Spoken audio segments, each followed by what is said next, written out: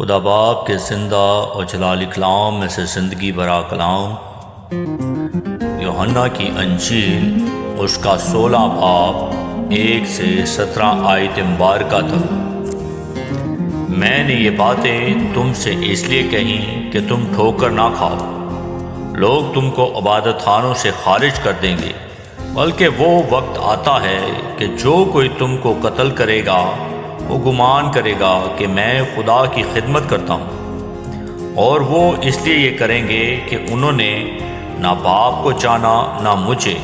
لیکن میں نے یہ باتیں اس لیے تم سے کہیں کہ جب ان کا وقت آئے تو تم کو یاد آ جائے کہ میں نے تم سے کہہ دیا تھا، اور میں نے شروع میں تم سے یہ باتیں اس لیے نہ کہیں کہ میں تمہارے ساتھ تھا، مگر اب میں اپنے بھیجنے والے کے پاس جاتا ہوں، اور تم میں سے کوئی مجھ سے نہیں پوچھتا کہ تو کہاں جاتا ہے، بلکہ اس لیے کہ میں نے یہ باتیں تم سے کہیں تمہارا دل غم سے بھر گیا۔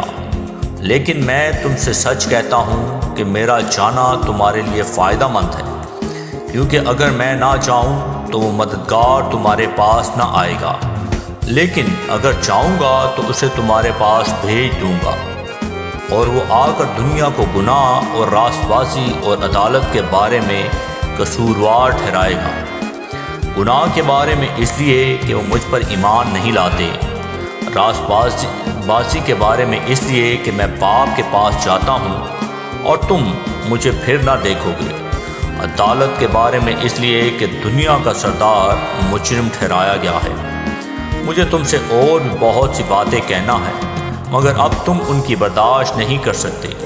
لیکن جب وہ یعنی روح حق آئے گا تو تم کو تمام سچائی کی راہ دکھائے گا، اس لیے کہ وہ اپنی طرف سے نہ کہے گا، لیکن جو کچھ سنے گا وہی کہے گا اور تمہیں آئندہ کی خبریں دے گا۔ وہ میرا جلال ظاہر کرے گا، اس لیے کہ مجھ ہی سے حاصل کر کے تمہیں خبریں دے گا۔ جو کچھ باپ کا ہے وہ سب میرا ہے، اس لیے میں نے کہا کہ وہ مجھ ہی سے حاصل کرتا ہے اور تمہیں خبریں دے گا۔ تھوڑی دیر میں تم مجھے نہ دیکھو گے اور پھر تھوڑی دیر میں مجھے دیکھ لو گے۔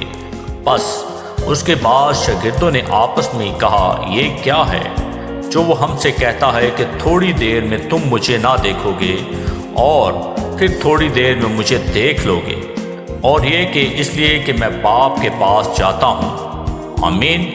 کلام کے پڑھے اور سنے جانے پر خدا ان کی برکت دو، خدا ان کا شکر ہو۔